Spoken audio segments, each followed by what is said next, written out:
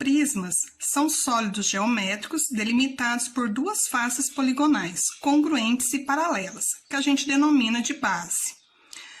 As demais faces dessa figura são paralelogramos. Geralmente, a gente, quando fala de um prisma reto, essas faces laterais são retângulos. São paralelogramos, só que formando ângulos de 90 graus. Os prismas são classificados de acordo com a forma de suas bases. Se a base for pentágonos, a gente fala prisma pentagonal. Se for triângulo, a gente fala prisma triangular. Se for hexágono, a gente fala prisma hexagonal. Se for um quadrado, prisma quadrangular.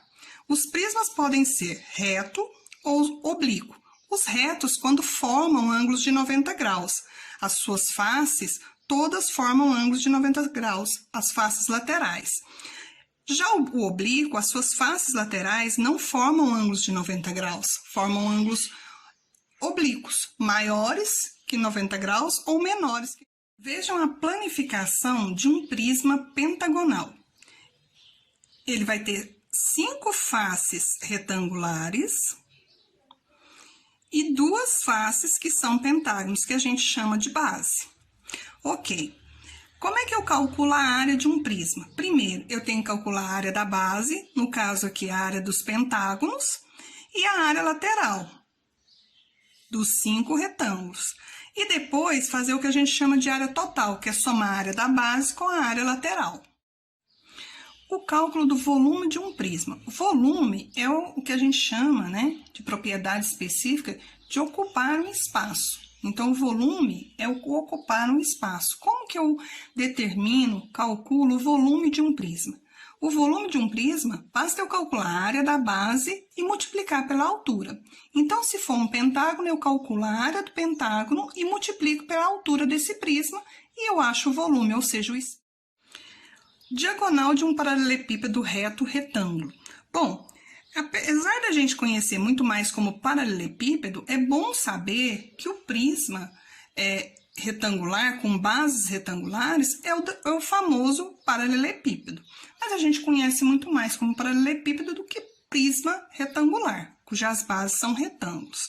Como é que a gente calcula a diagonal de um paralelepípedo? Que é essa linha imaginária que vai de um vértice a outro, num outro plano, A gente vai fazer o quê? Chamar Pitágoras para conversar novamente. Aplicando o teorema de Pitágoras no triângulo GEF, nós obtemos o valor do D, que é a diagonal da face.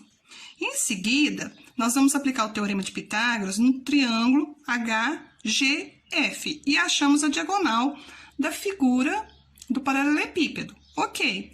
Então, eu substituindo, o Dzinho, o D ao quadrado, na última igualdade, eu vou obter D ao quadrado, Dzão ao quadrado é igual a C ao quadrado, mais A ao quadrado, mais B.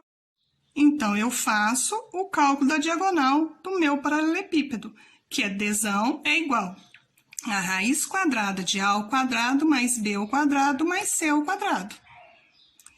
Tudo isso quando eu chamo Pitágoras para conversar. Eu vou lá na Grécia Antiga, desenterro Pitágoras e chamo ele para conversar. Hipopótamo ao quadrado é igual a cateto ao quadrado, mais outro cateto ao quadrado. Ele vai ser sempre utilizado. Qualquer cálculo, qualquer estudo de geometria, sempre vai requisitar o teorema de Pitágoras. Então, eu faço diagonal do paralelepípedo, é a raiz quadrada de A ao quadrado, mais B ao quadrado, mais C ao quadrado. Eu costumo dizer que enquanto estiver alguém no mundo estudando geometria espacial ou qualquer tipo de geometria, Pitágoras não descansa. Pitágoras vai estar sempre trabalhando.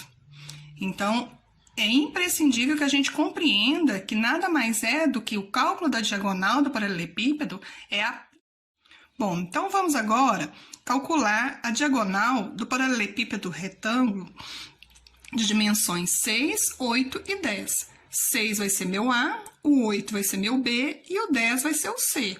Então, eu joguei, diagonal do paralelepípedo nada mais é do que a raiz quadrada de A ao quadrado, mais B ao quadrado, mais C ao quadrado.